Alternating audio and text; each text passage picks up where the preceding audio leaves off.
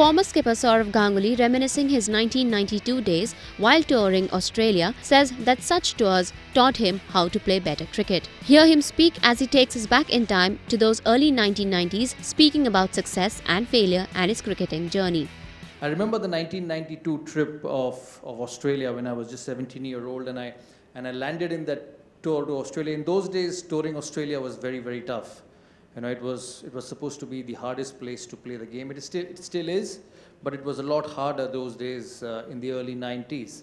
And I remember the first day when I landed in Perth in 1992. In those days, flights and travel was not as comfortable as they are now. You know, there are business class lounges. You know, you get well looked after. You only had to be on an Air India flight to get to Australia around the world, and that too in economy. So as we landed in Australia, in Perth, and it was a long flight. I was a bit jet lagged being in the southern hemisphere in that part of the world.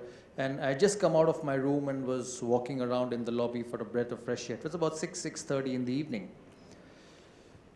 As I was going through that, you know, one of my colleagues and one of my teammates walked up to me and said, "What are you doing for dinner?" And I was absolutely starstruck at that time, you know, 17-year-old, watching some of the stalwarts play the game on television right throughout my young age. My dad was a part of the cricket world, and he always wanted me to play the game.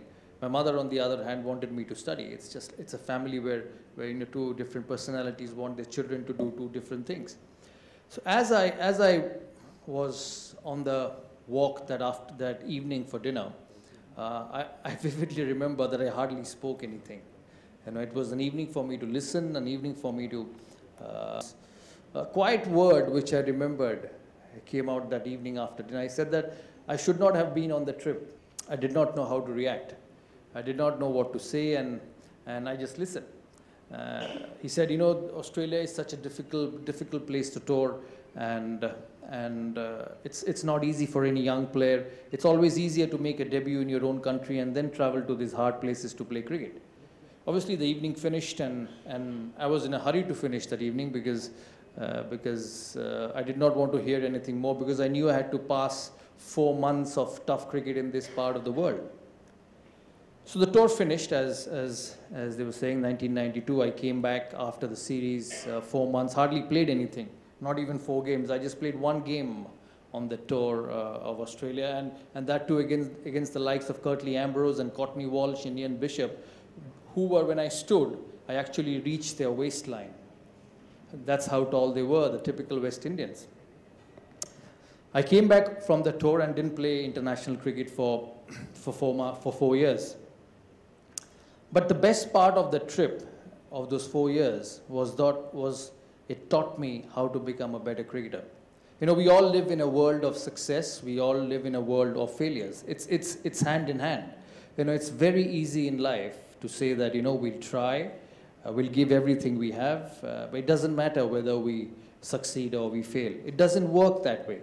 Yes, to an extent it does, but in a world where you want to succeed, where you want to make a name for yourself, where you want to be called as a successful person in whatever profession you do, success means a lot. Success means something.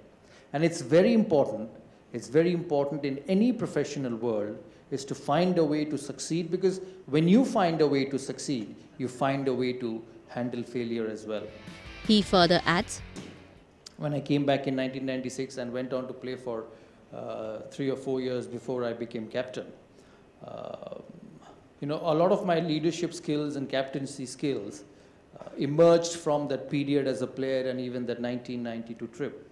And I'll keep it short because we have a discussion after this. Over the years and over the period of various ways of trying to build a team under pressure and under different situations, there are few important things which I learned was very, very important. One was identifying the right talent. It's about who you identified. Once you identify the right talent, it's about allowing them to express. All of us in this room and all of us in professions, when we grow up, whether in school, when we go on to get bigger jobs, some go on to play badminton like Pulela, some become an actress like Twinkle, some become a cricketer like me. You know, all of us have this fear of failure. that what happens if we fail? And all of us want to succeed, all of us want to create a name for ourselves.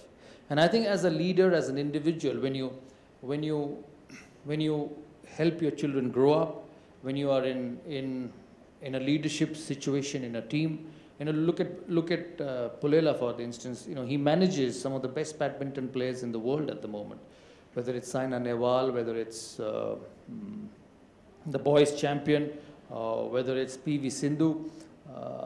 There are different personalities. There are different personalities who want to succeed.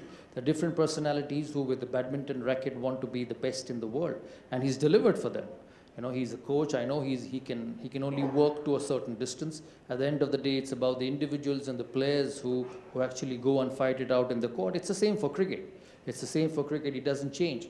But there are certain skills which are very important when you're in a leadership position to make sure you make your children or your players understand. And it was in my case to take the fear of failure away from individuals. As I said, when you identified the talent, you make sure you identify the best talent. That's always judgmental. That always depends on your own judgment or the selectors who you deal with. But the biggest thing to succeed, or the biggest avenue of success, was that when a Virender Sehwag or a Yuvraj Singh or a Rahul Dravid went out to bat, they did not worry about what the selectors spoke about them, what the media spoke about them, or what the captain thought about them. It was all about that red ball and about scoring runs. Once you create that atmosphere of taking the fear of failure away from an individual, you allow him to succeed, or you give him more chances of success, because every individual is different. Every individual has different sets of talent. Every individual has got different mindset, but it's about allowing every individual to express in their own manner for them to succeed.